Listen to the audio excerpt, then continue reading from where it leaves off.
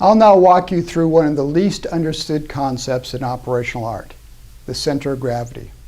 I'll start with the purpose of the center of gravity because if one really understands the purpose, it is much easier to grasp what the center of gravity is.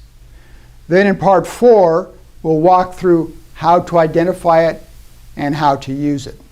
Joint doctrine says, and I quote, "One of the most important tasks confronting the Joint Force Commander's staff during planning is identifying and analyzing friendly and adversary centers of gravity," unquote. This indicates the importance of the center of gravity and distinguishes it from the other elements of operational design.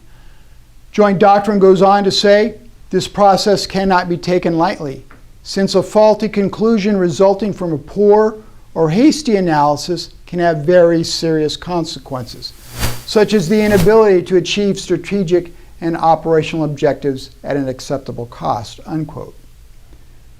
Now here is a question.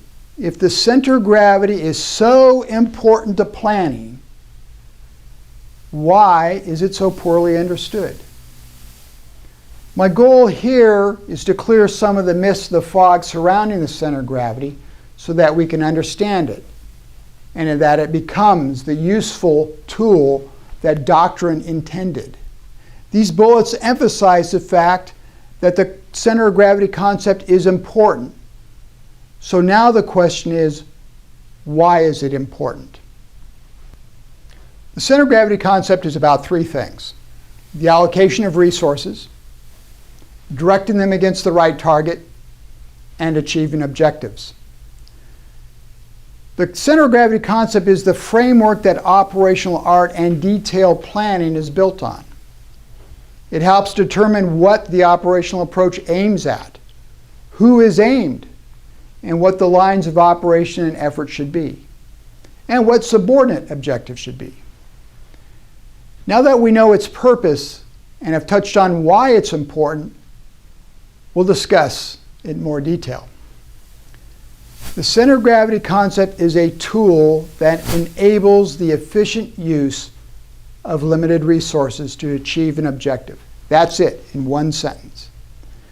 Now remember what doctrine said: to achieve strategic and operational objectives at an acceptable cost.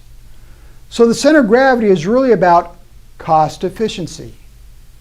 In the military, costs are blood, treasure, and time. Therefore, we have a professional and moral obligation to be good stewards of our resources. The center of gravity helps us to do this. It is a tool commanders and staff use to focus their operational plans and execution and avoid peripheral, wasteful efforts. The center of gravity is about economy and efficiency in both planning and execution. Now let me illustrate this for you. Without the COG concept, we will randomly throw resources at a problem, hoping we solve it before we run out of resources. It's like night firing without night sights. You expend a lot of ammunition hoping you hit something. Sometimes it works, and sometimes it doesn't. But either way, it's not very efficient. So think of our center of gravity as your night vision sight. With the center of gravity concept, we can identify our target, aim at it, and hit it, thus increasing the likelihood of achieving our objective while saving resources. Now, I hope I've sold you on the importance of the center of gravity and its usefulness in planning. But at this point, you really don't know what it is. Doctrine says the center of gravity is a tool to focus planning, a conceptual tool. But doctrine also says it's a source of power, a thing that friendly and adversaries have and protect. It's both a planning tool and a power source, and I'll explain. The conceptual center of gravity is a tool used in planning, and the power center of gravity is the existent cog, which is a thing that exists in the physical domain. Now let's discuss definitions that confuse rather than clarify this important tool. Since the concept was reintroduced in U.S. doctrine in 1986, we have had 5 definitions, 6 if you include Dr. Strange's definition. Now it's clear we don't understand what a center of gravity is if we keep changing the definitions. And the 2006 definition is still the current definition. Now at this point, I usually ask students, what is the definition of a center of gravity? And many will quote one of these doctrinal definitions. Then I ask students to explain what a center of gravity is and isn't. Nobody's hands go up. One of the best answers I get is, it's an important thing. So the situation is, one can know the definition, but still not know what the thing is. That means there is a problem with the definition. So doctrine's powerful analytical tool, critical to achieving strategic and operational objectives, is in deep trouble due to poor definitions. And let's see why. Here's a simple test to illustrate a good definition. When applying the definition of a mammal, which I assume you all know, we can rule certain animals in or out. Now, which of the following is a mammal? The hawk? No. Trout? No. The collie? Yes. The lizard? No. Now let's do another test using the definition of a center of gravity. So what was the Allied strategic cog in the Second World War?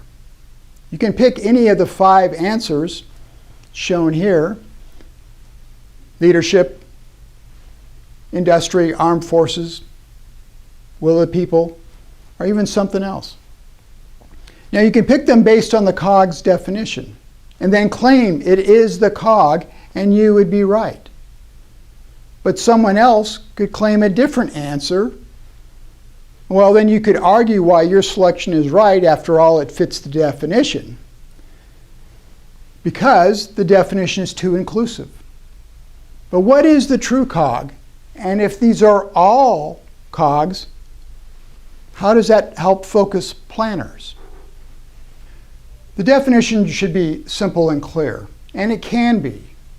Why isn't it like identifying a mammal? The answer is it can be.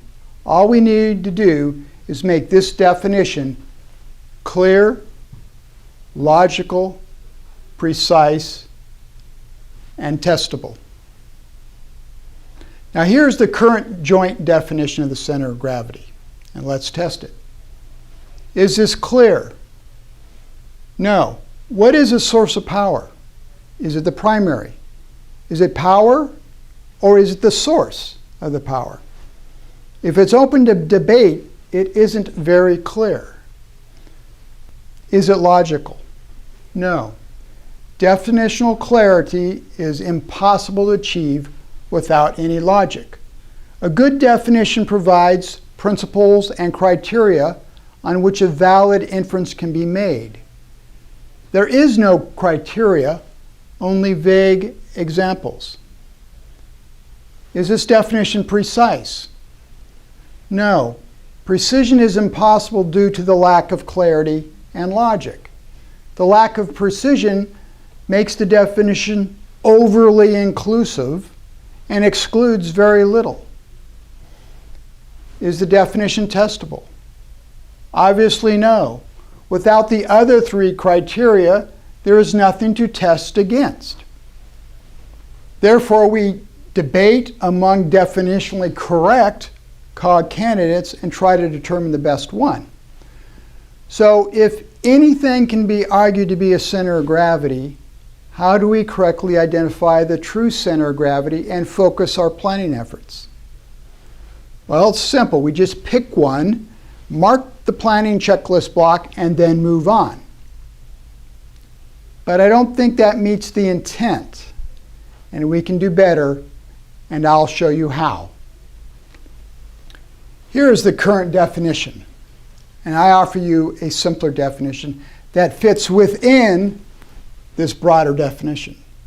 And this is an important point. This definition is not contrary to the doctrinal definition. It is, in fact, in accordance with the doctrinal definition. The difference is this definition is clearer, logical, precise, and testable. And again, it fits within the doctrinal definition. It is clear because the center of gravity is a thing, an entity, not a list. It is logical because, first, the center of gravity must physically exist. Secondly, it possesses a capability that achieves the objective. It is precise because the logic rules out things that do not possess the capability to achieve the objective. Because of this criteria, we can determine what a cog is and what a requirement or a supporting entity is. Using this definition will make center of gravity identification and analysis more objective and less prone to subjective debates.